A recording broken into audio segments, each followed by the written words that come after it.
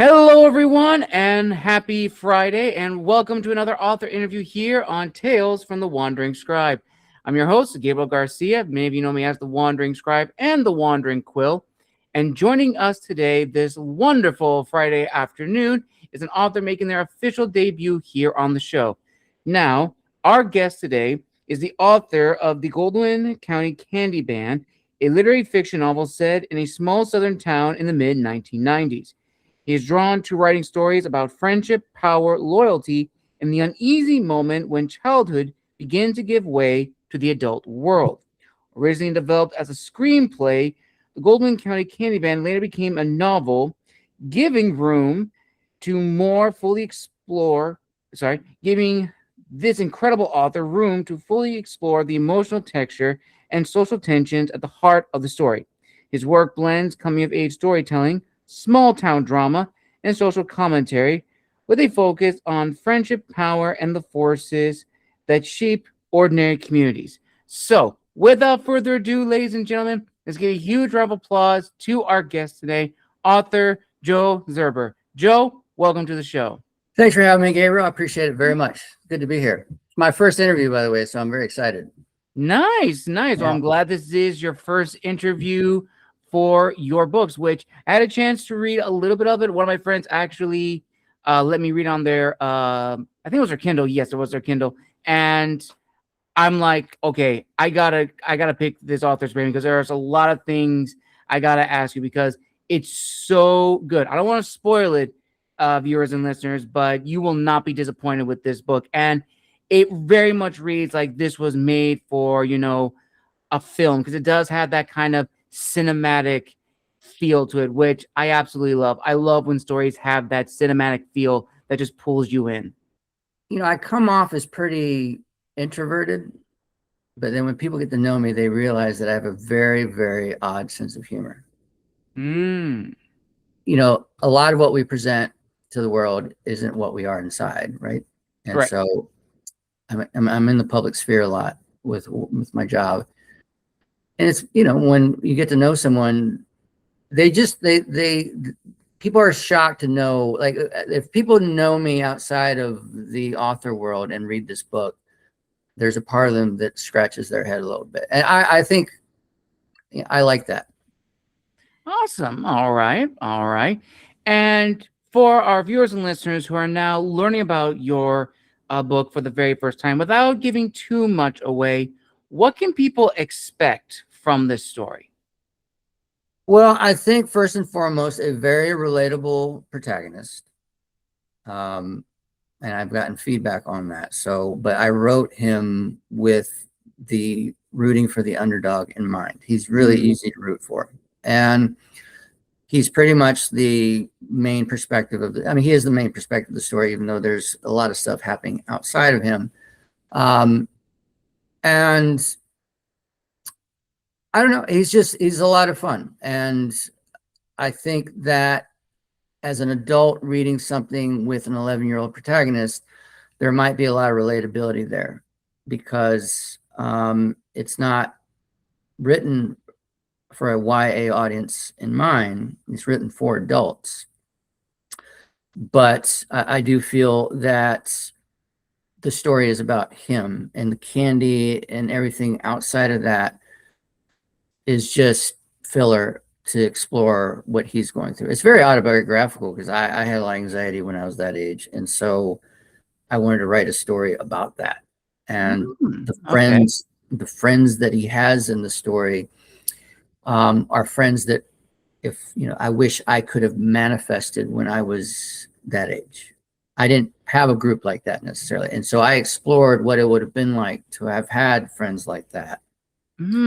And those are the friends that I had in mind. And now they're drawn from kids that I knew to some degree, but we weren't ever as tight of a group as the ones in the story. So that was a lot of fun to do. So he's a very relatable protagonist dealing with, I think, things that we all dealt with at that age, and that I still carried with me into adulthood. And therefore I wrote about it. Absolutely.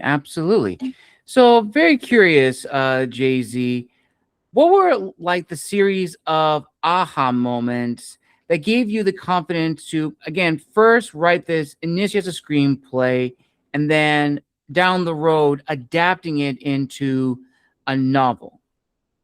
Well, it's set in a fictional county called Goldwyn County, and Goldwyn County. So I'm not writing series necessarily, but I do write standalone stories set within this fictional county. Mm. And I'd written things when I was younger. I went to creative writing classes at the University of Colorado, and those were fun. But I didn't really ever take it very seriously enough to want to enroll and try it out. I knew that I wanted to create something at some point, whether it's being a rock. I had a desire to create something, and I love movies, and I wanted to write this as a movie, and so I did as a screenplay. As far as an aha moment, I talked to my wife. She's a big support. I told her the first line of the story, and she laughed. Because I delivered the first line that came to mind from the bad guy in the story, Zacharias, and she really laughed. And so that was like, well, okay, because she had known that I'd written some things set in this fictional county before, but this story seemed to stick in a way that the others hadn't. And I'm working on a lot of those now. They're kind of archived, and I'm bringing them back to life, so to speak.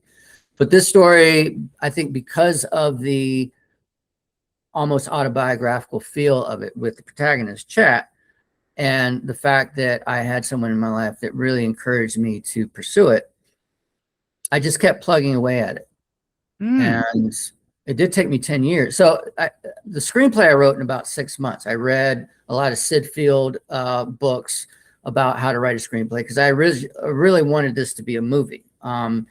And so the screenplay, and that there's a couple scenes in the book that I adapted really straight from the screenplay in terms of structure, because the screenplay format really helps you with action. Yes. And there's some action sequences in the story that I simply just looked at the screenplay I'd written and then tried to emulate, like recreate that in prose. And it just kind of fit really nicely in that regard. And so when I get comments from people related to the cinematic feel, that I think is largely due to the fact that I visualized the story from the beginning as something to watch on screen. And for me, I mean, I'm sure this is similar to anyone who's writing.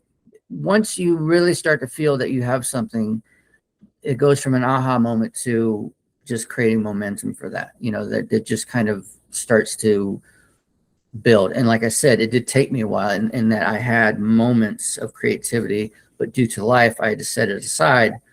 We had retreats. I live in Florida. We drove to Asheville, North Carolina, which is about a 6.5, 7-hour drive. And I would go and do what I called writer retreats, which is just me renting an Airbnb and then going to this coffee shop that I loved and just writing all day long. And, but back home, it was harder to achieve that sometimes. Just there was a lot of stuff going on.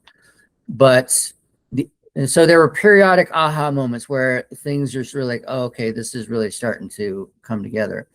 And slowly but surely it did. And here we are. Nice. Very, very nice.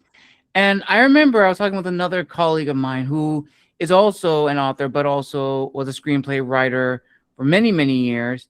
And they brought up the notion, and it actually makes a lot of sense, that for those who begin in screenplay and then go into prose writing, novel writing, it forces you to, elevate your story, because screenplay writing, is very, I won't say short, but it focuses you to focus on, the meat and potatoes, like removing all the fat to get to the story and to tell the story in the shortest amount of words.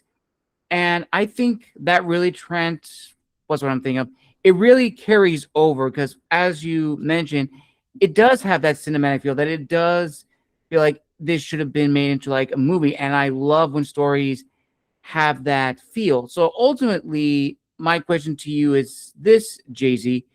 Do you think that authors should probably dabble in screenplay writing as a skill to test to see if they can write stories in the fewest amounts of words and take those lessons from screenwriting and adapt it to their own works?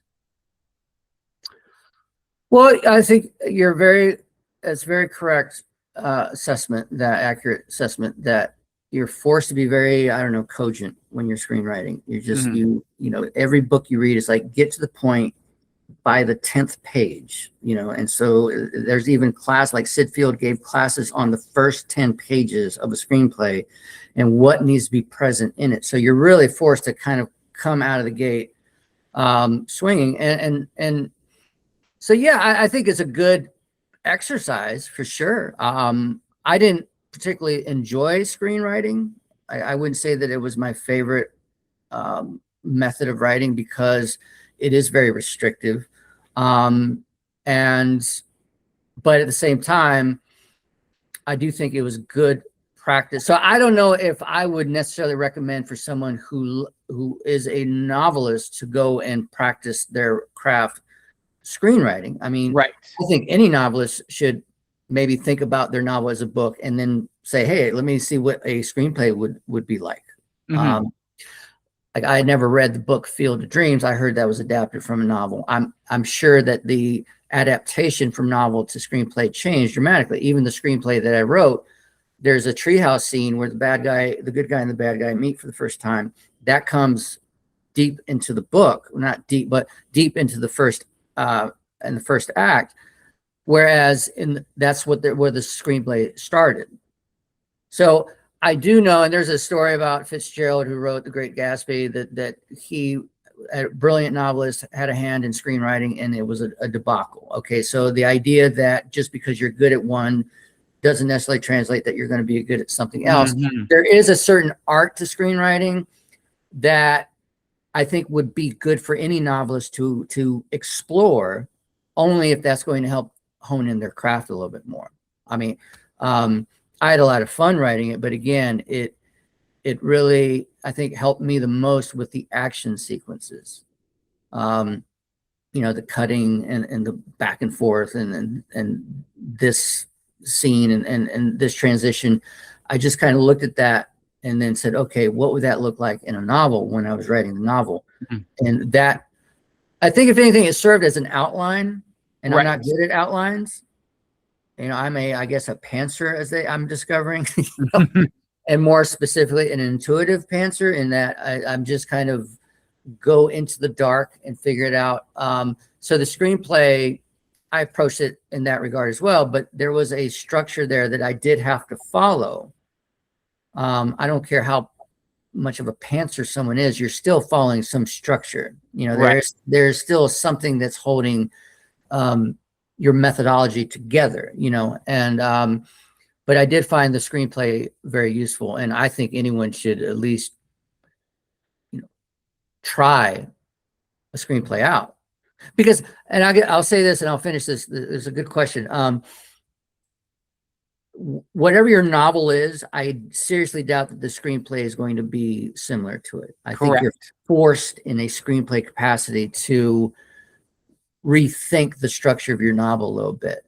They are very different media. It is different in terms of what freedoms and restrictions you have in both. Absolutely. And the main reason I abandoned the screenplay, or at least because then the part 2 of the screenplay is you write it and you send it out, and people look at the first 10 pages. They're like, no, this is crap. And then they put it away, so you have one person look at it. Whereas as an indie author, I have 4 people looking at my novel. You know what I mean? At least 4 people have read my novel. Whereas, I say that jokingly, but it is a very low number. But at the end of the day, at least there's an opportunity for what you've written to be seen. Well said, Jay-Z. Well said. So now let's talk about the creation of the story. And this actually is a fan question that I've gathered over the years. I've gotten a lot of fan questions that people have sent me from my website and messaging me privately. And they always like to ask these of authors. So this fan question asks, are you more of a day writer or a night owl when it comes to storytelling? Definitely day. 100%. Unfortunately, it's funny that you asked that because I work nights. I get off at midnight. I go to bed at sleep. I go to sleep at 2, and I wake up with my 2-year-old around 7:30. So due to my job and my son, the prime time for writing and creativity is not available. So I write now. When I wrote this novel, and especially when I went on those retreats, I didn't have a son at the time. I'd wake up early, go to the coffee, and just write for 4 or 5 hours. I loved morning writing. To me, I am the most productive in the morning. I could wake up if things were normal, if normal circumstances, I would wake up at 4:30 or 5 and just start writing, and just have some coffee and just do that. And maybe one day I'll be able to get back to that. But I love morning writing. I cannot do anything at night, and so right now writing and creativity is very limited. Well said, JZ. I'm the opposite. I'm a night owl. Yeah. I like to write at night, and it does work. But then again, I've had friends who wake up at 4 in the morning and write till 6 a.m. because that's usually the time when nobody is up. Generally, everybody is still asleep, but everyone's routine and ritual is very, very different from everybody else. And so with this book, since as you mentioned before, it does have that autobiographical feel to it, what ultimately was your goal for this book, as well as the promise you're making, not just to yourself as the author, but the potential readership, your audience?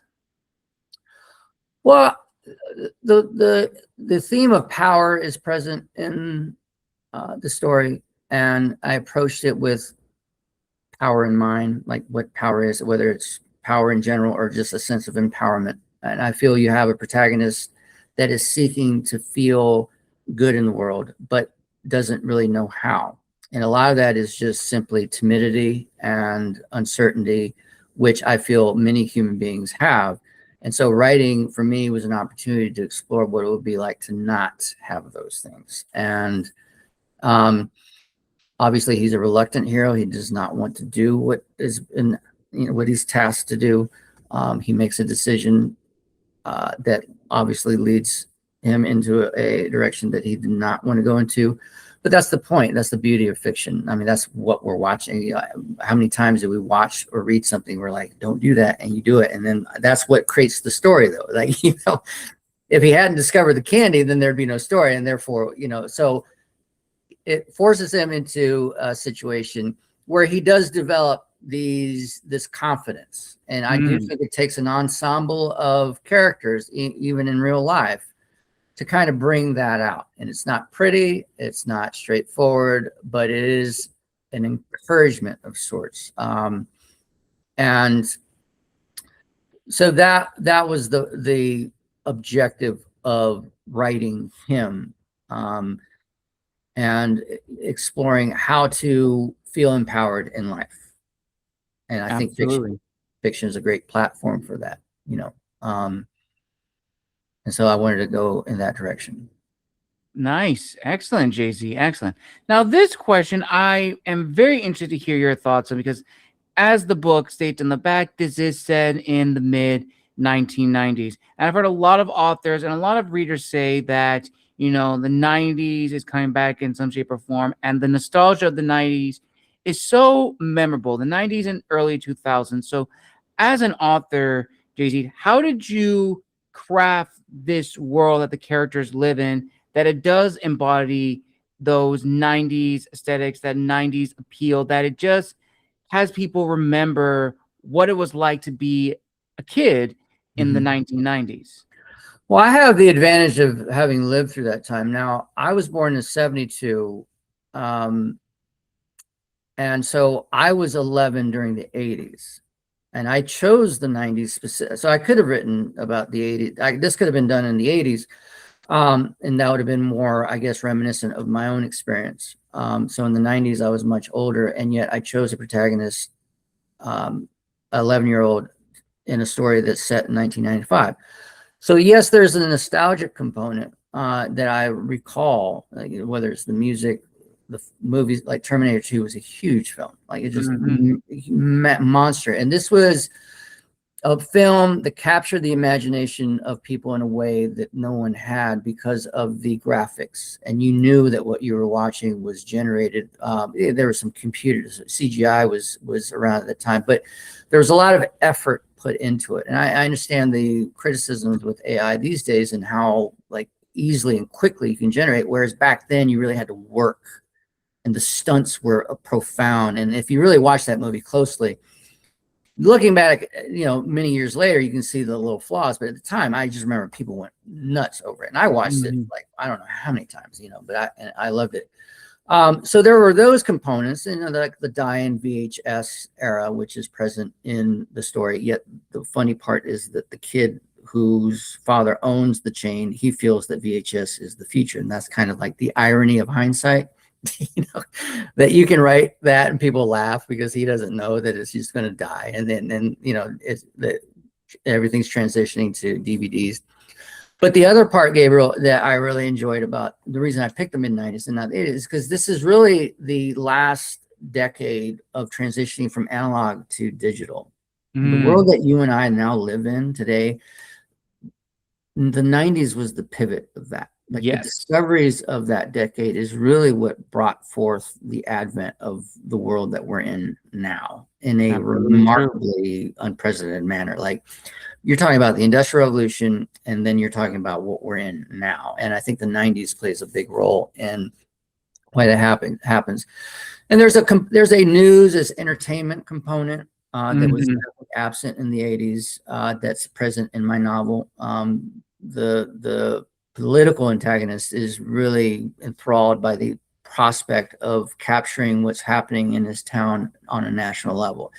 And so there was that element. And I remember the OJ, the pursuit of the white Bronco and the patrol cars, and then the trial. All of this is very 90s centric in that we're watching this on screens in a way that we didn't a decade prior. And so there's that kind of that component in the story. So I picked the 90s for the nostalgic reasons, being that the culture and the film, and that, I mean, to another degree, the kids on bikes feel right. So I'm a kid on a bike. I don't have a GPS. I don't have a phone. I'm just kind of going out into a world. And in this story, the protagonist is traveling with his group. I forget the mileage, like 13 or 14 miles. And for him, that's like a huge exploration. And I don't know if 13 or 14 miles means anything today. You know what I mean? Right. Like, I don't know if an 11-year-old experiences traveling 13 or 14 miles the same as they did 20, 30 years ago. And so to me, the world seemed far more expansive and mysterious and uncharted. And so there was that element too, almost like the last decade where that was possible, where you could just kind of go out and explore a world without gadgets, and technology. And there was a certain thrill to that I think might be missing. I mean, I don't want to speak for the youth of today. I don't really know what it's like to be 11, but I don't know.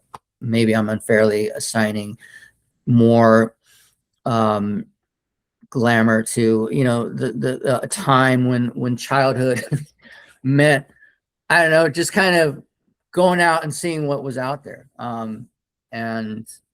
But look, there's advantages. You can keep track of your 11-year-old better now. Maybe that's creates a sense of safety for parents. Like, hey, I'm going to call you on your cell phone, 11-year-old, to make sure that I know where you're at. So so I don't want to make it sound like I'm disparaging the present by, romanticizing the past. I mean, I think nostalgia is a sense of romanticism.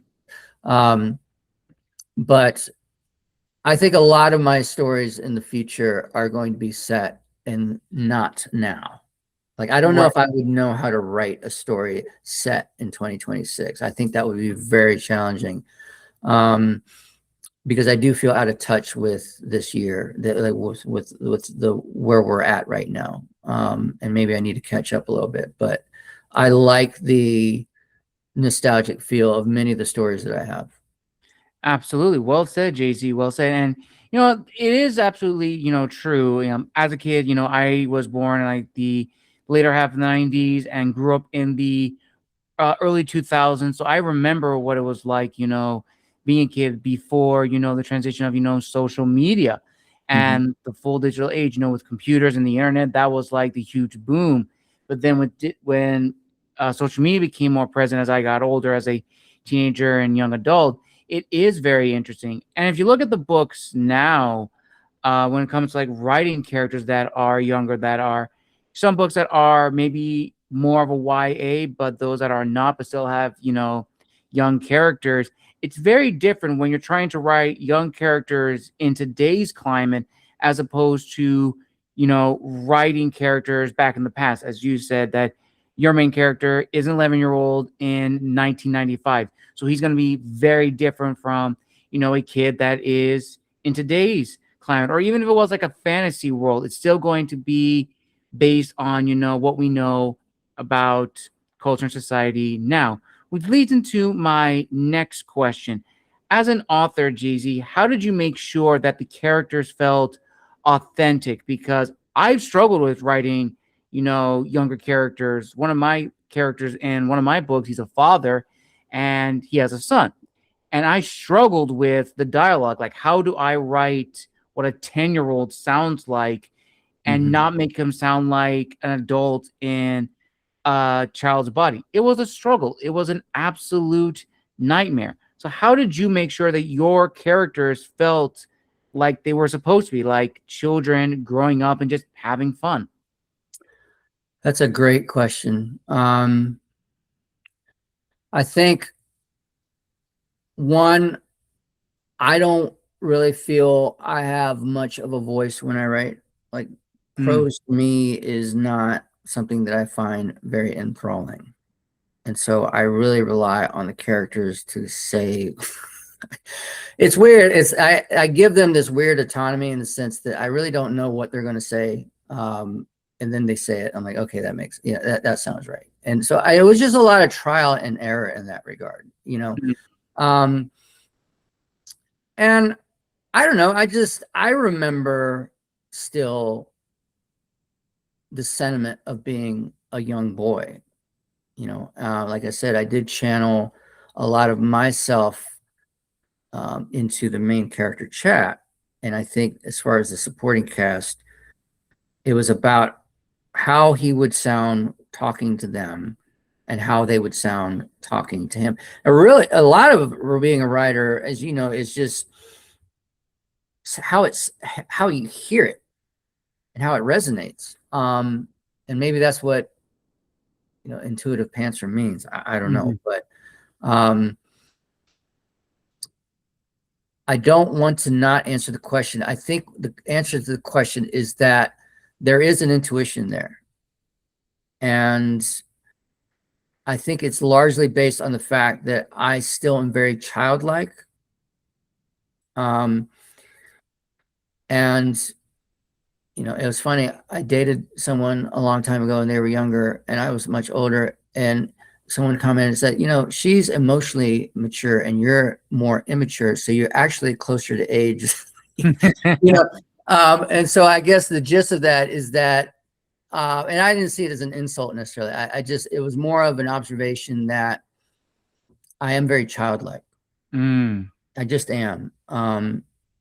Like on one hand, and this novel reflects that because there's an action adventure feel about kids, but it's also very kind of heavy existential themes related to power and authority and giving power to people and them abusing. It's a very strange book, Gabriel, in terms of how to categorize it. And a part of what's exciting about these conversations is that I got to kind of explore with others, and more people read it, I can talk to them about it too. Like, how do you place an 11-year-old hero as far as a genre in a world that's dealing with heavier topics? That's been very difficult to achieve, and in terms of how to classify that. But the child component is very present, but also the adult component is very present. I mean, there's well, death in the book. You know what I mean? Like mhm. it's kind of like The Body. I know one of your questions you submitted. What title that's been published is comparable to yours? In terms of like vibe, I think The Body, or what became Stand By Me by Stephen King. Kids on a journey going to explore a dead body, but it's really about friendship, and the pain and the loss that he feels, Gordy, at having lost his friend, later in life. Anyway, so it is a very heavy story, and it's very sad. My story is a lot lighter in terms of the sadness component, but it is dealing with, I think, it is dealing with heavier existential themes. Right. Can you hear my son? He's crying. I'm sorry. Oh no, all good, Jay-Z, Right. all good. But Right. you're absolutely correct, and I think what makes the book so interesting, and again, I don't want to give too many spoilers for those that have not read it, but there is that believability because it feels like this is someone that even I knew growing up.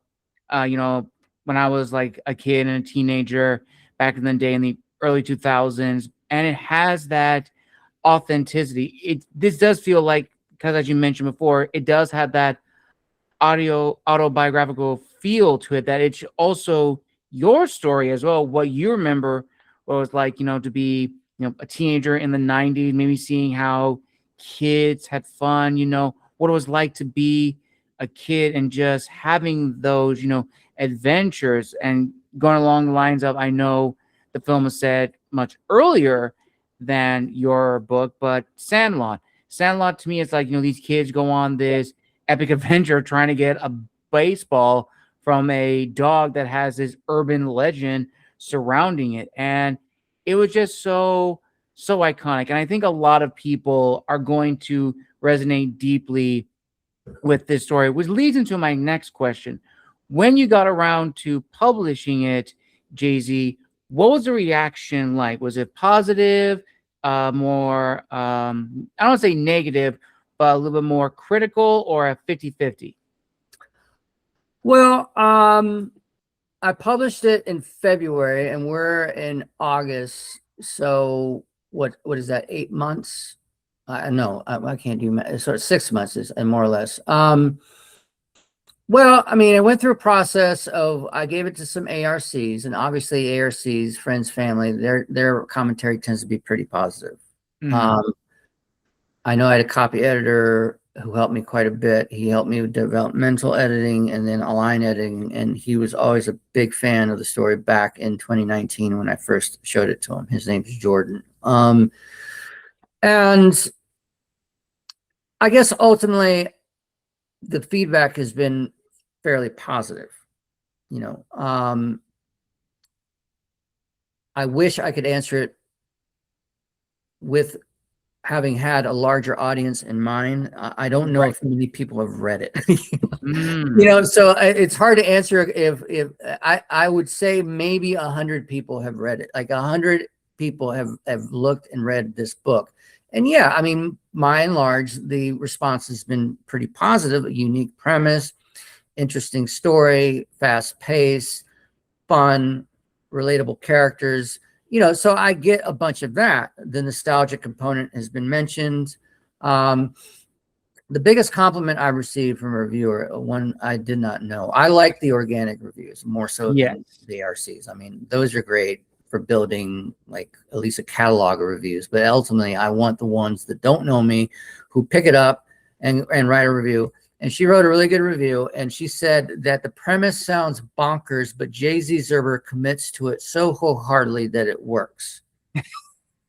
And so I think what people, the response has been is like, oh, okay, this guy's taking this seriously. There's an actual candy ban in a county, and he's consistent all the way through the story.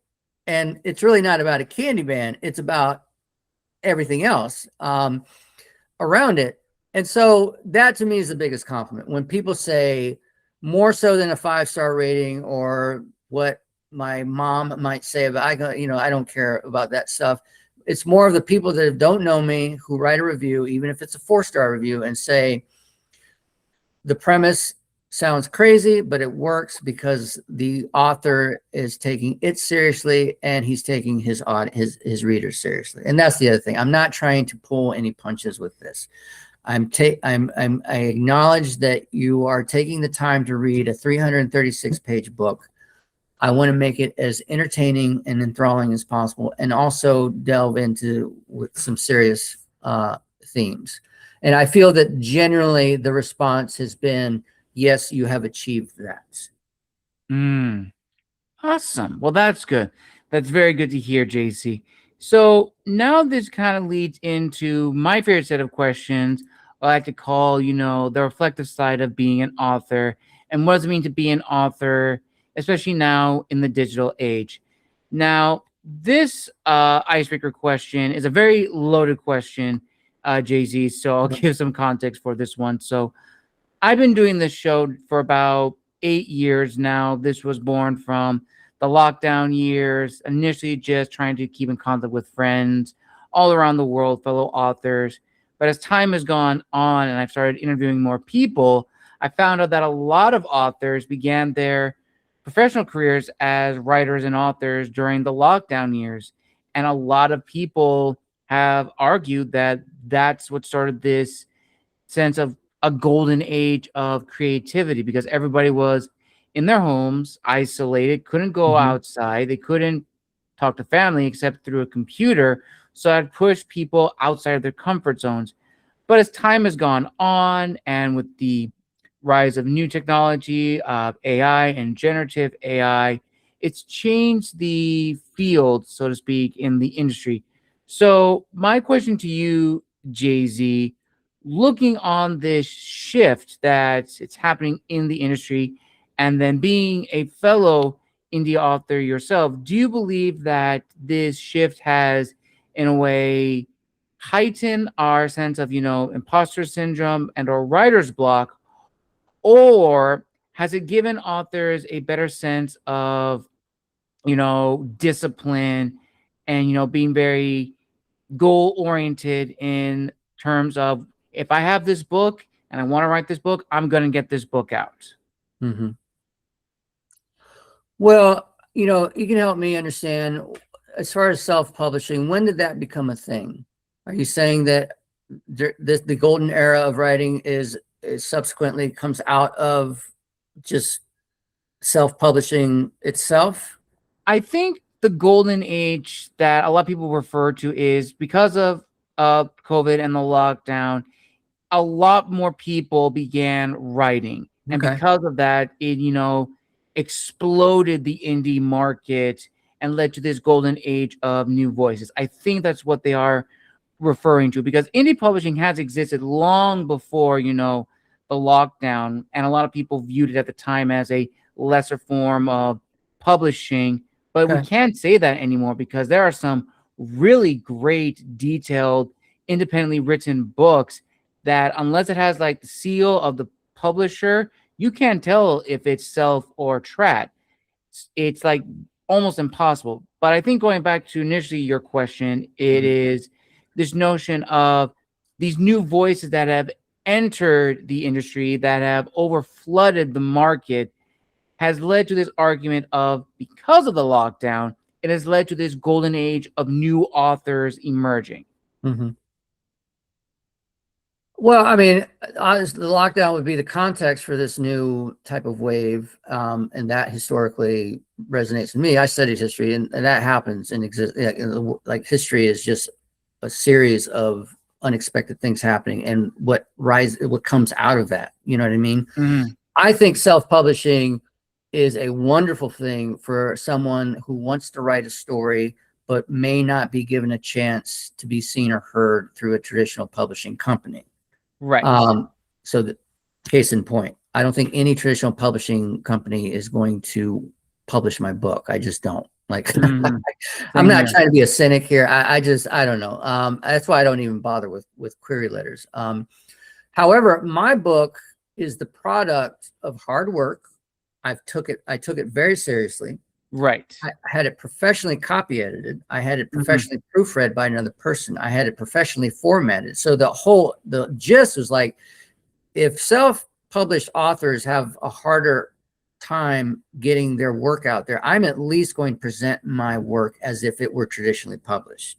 Right. My cover designer, Peter Seljan, he did the cover. It's a beautiful cover. I loved it. You know, so the whole thing looks as if it's just a profession. And so if people do that, I'm all for it. Conversely, with anything, even in traditional publishing, you have good books and you have horrible books. Mm-hmm. You know? So the same with self-publishing, you're going to have great stuff out there, but you're also going to have crap. That's also true.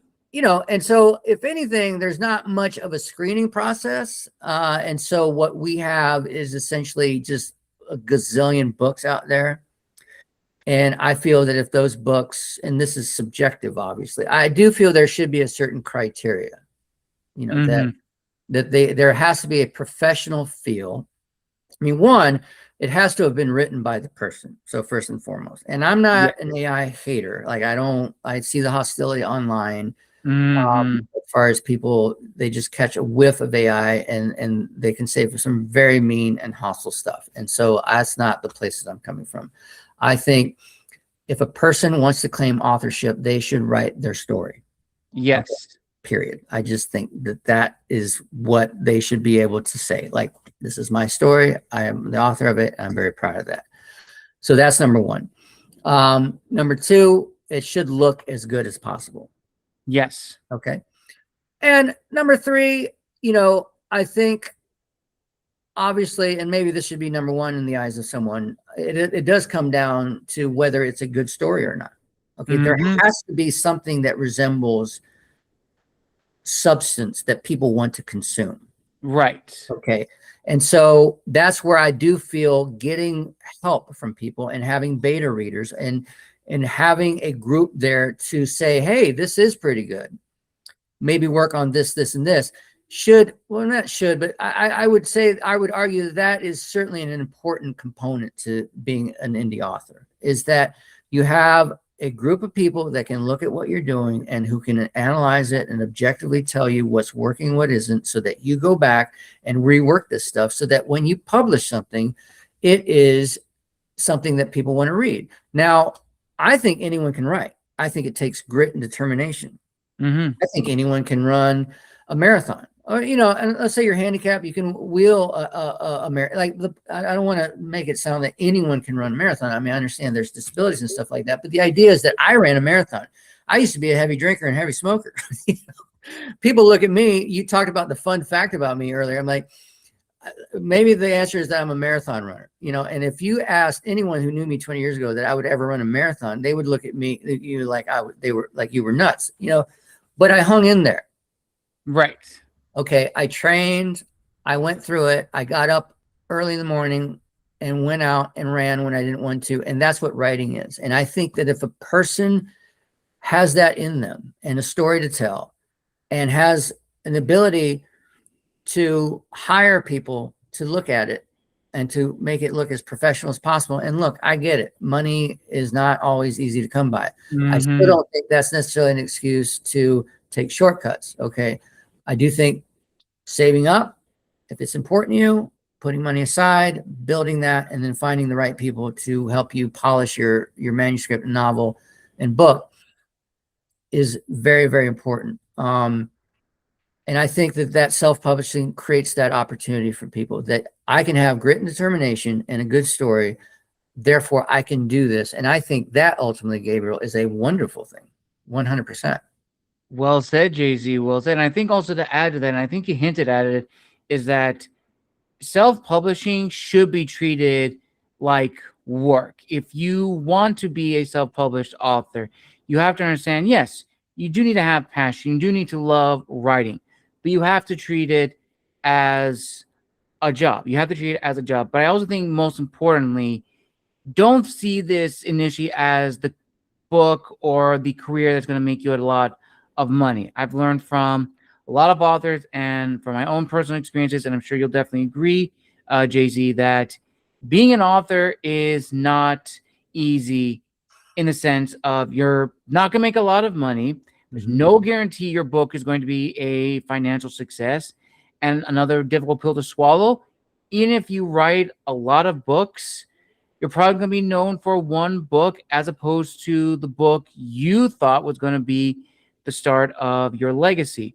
So it is very important to note, and for those listening who want to get into this industry, be very mindful, do your research, be passionate about the written word, but just, take your time. I mean, a lot of people want to chase the trends in the publishing industry, what's popular now.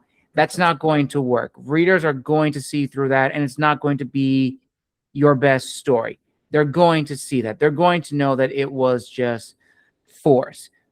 Take your time, write the story you want to write. It took me, I think, maybe I want to say from 2018 to almost 2022 to get my first book finished. I had to do a series of rewrites and re-edits. Mhm. Everyone's path and everyone's journey is very, very different, which only leads into another fan question I'm interested to hear your thoughts on, Jay-Z. This fan question asks, what do you think are the biggest myths? And I think you may have hinted at this already. What are the biggest myths people have about self-published authors? That's a good question too. Gabriel, you're full of great questions. I thought about that before. I don't know if myth is the word that I've used in my head, but, and this is going back to your point you just stated, that I do think it's important, if it's important to that person, to write what they want. Okay. Because the myth might be that you have to write genre fiction, or you have to do this and this and this if you want to become a commercial success. And no, I'm not in it to become the next J.K. Rowling. You know what I mean? Like, Right. or I'm not, like, the superstardom isn't the objective. Obviously, I'd like to make a return to justify doing all this. I'm not saying that, and I think that that's possible. But I write stories that aren't not difficult to categorize, and I know I hinted at that. And the next one I'm putting out, I mean, I'm putting out a short piece here in the next month, but the following novel is going to be way more literary. It's going to be adult focused, and it's dealing with stuff, and it's only going to appeal to people that are like, you know what, I'm going to give this a shot. It's interesting. I liked what he wrote before about the candy and this and that. Like, okay, I'll give it a shot. But I am certainly not building a catalog that will just be consumed for commercial gain. Right. And so maybe a myth. Now, if a person is like, hey, I want to make a living on this, and they do the research and they write, the next vampire story that's going to sell millions of copies, good for them. I mean, that's just not where my priorities are. But I would say I would encourage, like, write what you want to write. Mm-hmm. I was on Reddit briefly. I do not like social media, Gabriel, at all. I'm not equipped for it. And I signed up to Reddit, and I went on to these subreddits and the self-publishing groups and this and this and this. And I mentioned the genre placement was difficult for me because it's young protagonists, but also literary fiction. So coming of age, literary fiction, blah, blah, adult, all this stuff. And the comments were like, you're doomed to fail.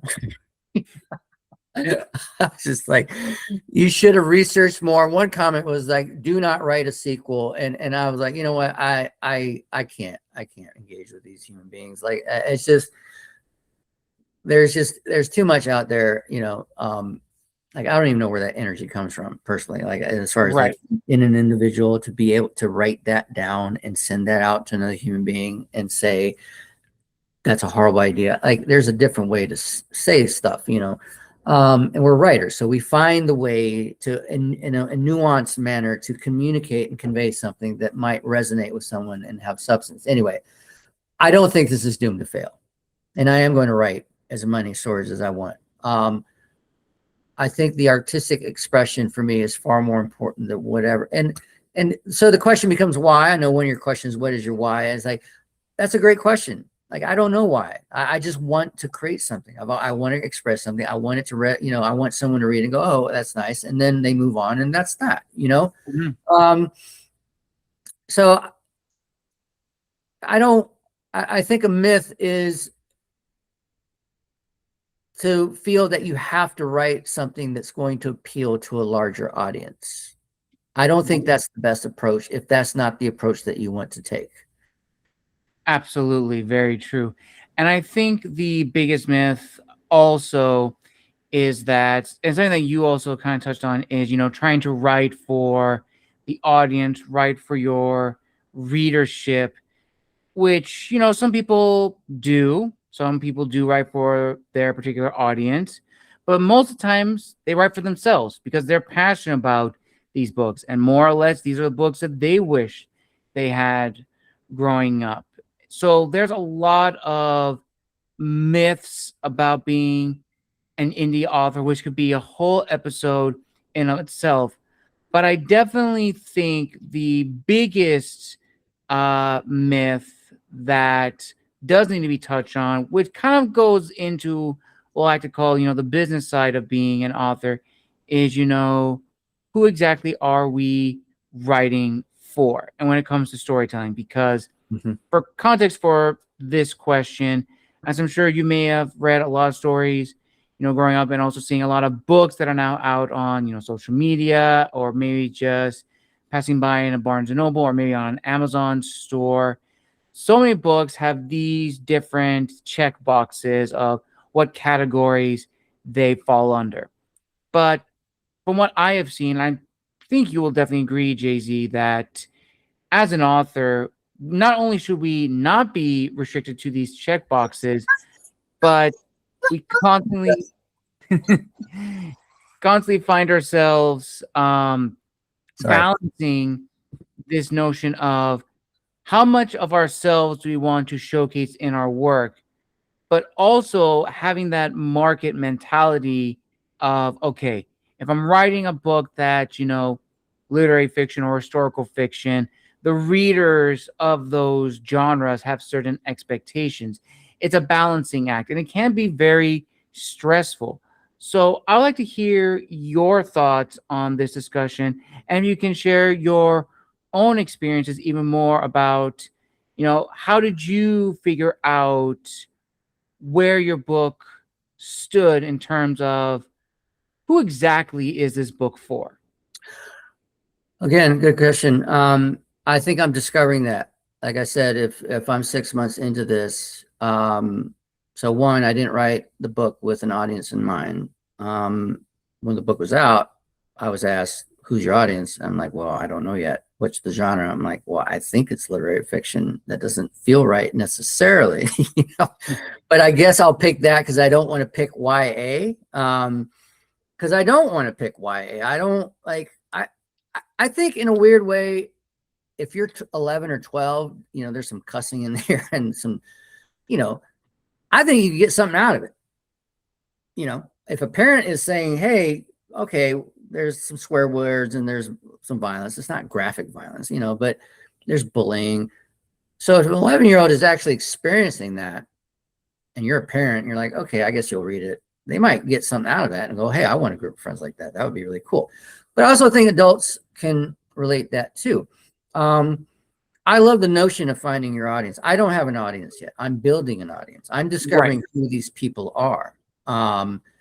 Right now, I don't have a sense of that either. Even with, let's say I have 27 reviews on Goodreads. Let's say half of those are organic reviews. I read those reviews very closely to kind of see what it is that they're saying and what it is that they're vibing with. And I'm like, okay, so I did succeed in certain things. And now it's just trying to find more people that want to, because there is a pattern in terms of the praise. And so I say, okay, how do I reach those people? Because right now, no one knows that it's real. No one knows that it exists. And even if they look at it, they don't know that it exists. Harry Potter didn't exist until it just did. Right. And it's almost like a light goes off and people suddenly go, "Oh, I see that. I didn't know that was real." Like I saw it like last week on a billboard, and now it has a whole different vibe to it because of whatever buzz or momentum is going on related to it. That happens for all of us. If, a lot of that is luck. Some of it is that grit and determination I'm talking about. A lot of it is having these conversations, having a presence. and then slowly going, okay, there's someone that likes it, there's another person, and then that builds and that builds and that builds and that builds. It's a slow process, like running a marathon, I feel. Mhm. And I am as curious about knowing who my audience is, Gabriel, as anyone else. Because it's really hard to figure out. It It really is. It absolutely is, Jay-Z. And this is another business question. After your book was finished with the edits, it was now ready for, publication. How did you go about marketing it? And looking back on it, is there anything you would have done differently? Well, I would have gotten a bigger ARC pool. Mm, I did reach out to 30 people. I was convinced that I was going to get more response than that. And I did not. I got very little response. And so maybe I would have had a much stronger pre-launch marketing strategy to maybe have 30 reviews pop up once. But then you hear, I watched a YouTube video with a woman that sounded very smart in terms of book marketing. And the granted, it's a little dated, but she said a lot of good things. She's like, get 100 reviews out on the day that you launch. And then you read about Amazon's policy and you're like, well, is that even possible now? Like, it seems that they're stricter and stricter in terms of yeah, the shadow bans. What's that? The shadow bans. I've heard something very similar where if there's a lot of either too much reviews or not enough reviews, they will shadow ban the book and shadow ban your account. Now, I've heard it's differ for certain authors, but it's been something that's been present. Really? And it is frustrating that we really have an uphill battle, and it is hard to gain visibility, and especially if there's restrictions as to what kind of, like, I've had 3 reviews pulled from people that wrote reviews and communicated, hey, I wrote a review. And on one instance, well, 2, they never showed up. 1, it showed up and then it was taken. I'm like, it was a good review. I'm like, well, what? And it was a verified purchase. And I mean, I don't know. It's just, and yet I like the most generic review can go up there and it stays, and so that's frustrating in that regard. So I don't know if the ARC strategy would work in terms of having just a mass influx of reviews hit your account in the first week of launch. But I would certainly have approached it different. I would have gotten a lot more people to look at it and to put something up on either Amazon or Goodreads. And then following that, I don't know. I'm on TikTok. I don't post very often. Instagram, I don't post very often. Facebook, I don't post very often. Again, I'm very out of touch with the social media component. And I just don't think that my success as an author is going to be predicated on whether I have a social media presence on these platforms. Like, if that's the case, then I may not make it. I'm not saying that I'm not going to make an announcement here or there, but I see all these people posting videos, and good for them. They have the energy for that. And so I have to find a different way of doing it. And I don't know what that is, to be honest with you.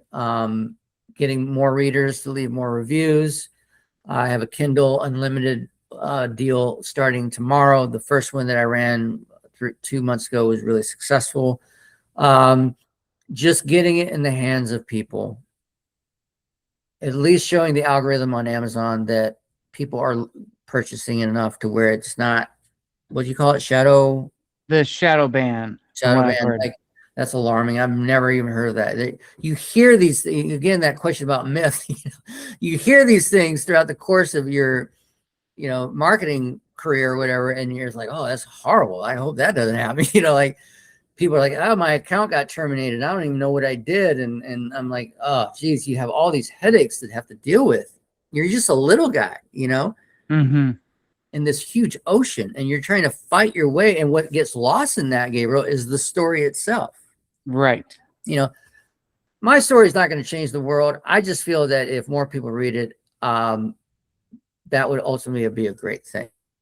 I just think that would build a lot of momentum and give me a sense of okay, this is worth it. You know, like on mile 12 in the marathon, you're telling Mm, yourself you got so much more to go, just 1 mile at a time.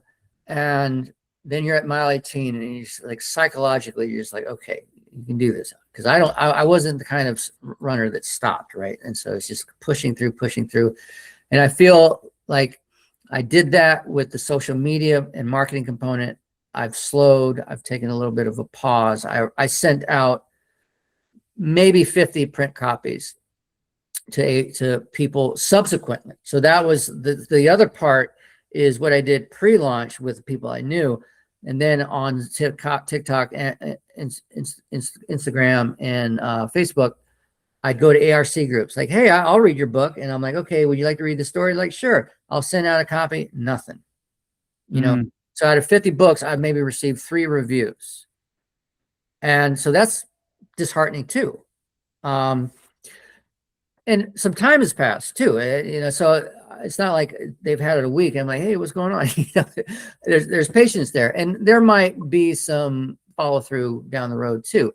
But I don't know if there is a really good strategy for marketing a self-published book that's your first, that's your debut novel, where you have no catalog, nope. no real social media presence, no marketing money, you know. So that's kind of what I'm dealing with here. And again, I'm okay with that because that's just where I'm at right now in this phase. But I do think that some magic is going to happen here and there, just enough to get me to the next mile and build momentum in that, and slowly and incrementally pushing through it. Again, grit and determination. You don't realize when you're writing a novel, which is, as you know, very difficult to do, that once it's over, you're going to have to dig into the same kind of endurance and stamina to get it into people's hands. Absolutely. Absolutely, Jay-Z. Yeah. And I think as a final question to this incredible author interview, at the end of the day, Jay-Z, what do you hope readers will take away from this novel? And ultimately, what would be your pearl of wisdom to aspiring writers who want to take one of their stories and publish it? Well, I think the latter question we touched on, the grit and determination. Like, don't give up. If you have a story to tell and you really feel like, okay, like I bought a guitar when I was younger and I played it for 3 weeks. I love guitar. Okay. I would love to be a guitarist like David Gilmour. Like, I would just love to play at that level. And I bought a guitar and I did it maybe 2 or 3 times in my life back in my 20s. I'm in my 50s now. I played for 3 weeks and I gave it up. As much as I love guitar and as much as I wanted to play guitar, I did not commit to it. Okay. I think the writing is the same thing. The writing is different in that I committed to it. Okay. So if you really have a story in you and you really want to put the time into it, then just do it. And the other part would be to have people look at it that know what they're talking about, and then have people help you edit it that are professionals. And, you know, if you don't want to pay $600 for a cover design, you can go on Canva, just do it yourself, or find, you know, if maybe you're good at proofreading, whatever. I'm not, you know, I need people to look at my stuff. But I even think developmentally, even if you feel you have a good story, it's good for other people to look at it. Mhm. So that would be the answer to that question. What was the first question, Gabriel? I'm sorry.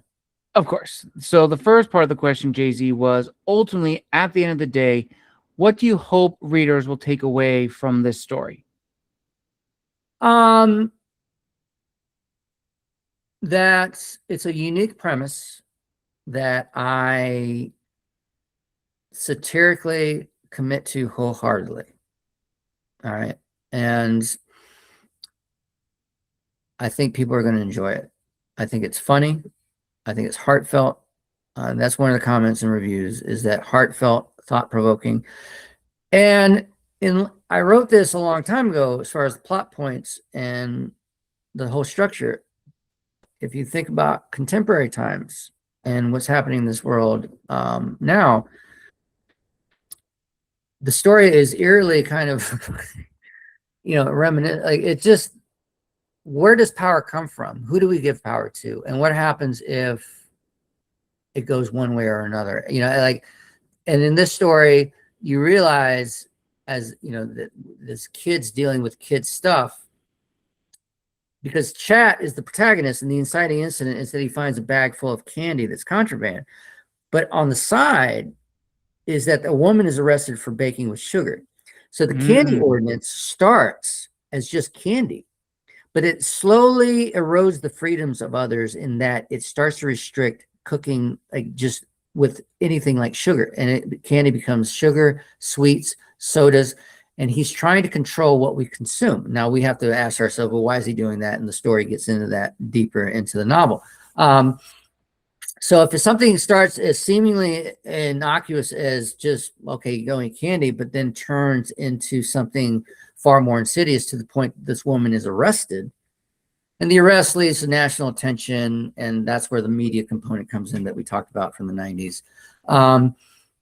And yet the community accepts that. Obviously, there's a part of the community that does not. And so we're dealing with power in the hands of someone where he has a great deal of support, even though he has the opposition, but there's enough there to preserve and maintain that authority. And what happens to our freedoms when that happens? And I think that can get real slippery, Right. that we don't know what's happened until it's too late sometimes. And I think that has been one of the more, I guess, what I'm trying to say. A couple of reviewers have highlighted that, and to me, that's a win. That's where I'm like, whereas a lot of people see the kid component and the action adventure, the Goonies, meets, William Faulkner or something like that. Right. There's the other social commentary that I'm very much interested in about power and authority. And so I think people will take away a message there a little bit. Awesome, Jay-Z. Awesome. And on that note, viewers and listeners, we conclude this amazing author interview here on Tales from the Wandering Scribe. I want to give a huge thank you to Jay-Z for coming on the show, making his official debut. Now, Jay-Z, where can people find you on social media if they did want to reach out and connect, as well as buy a copy of your book? Well, the book is on Amazon. And like I said, it's going on a countdown deal tomorrow for 99 cents, the ebook. And I'm on Kindle Unlimited there. So that's when most of the traffic has been through Amazon. I'm on Instagram and TikTok and Facebook. But my website is www.goldwyncountylegends.com. And that's where I have more information about me. I would sooner have people go to that than anything else. That to me is far more interesting than my Instagram account. You know what I mean? Yes. And then there they can click. So www.goldwyncountylegends.com. And there they can read a little bit about, they have a blurb, they have access to Kindle, they have a couple pull quotes from reviews. There's a mailing list. Right now I have 11 people. Woohoo.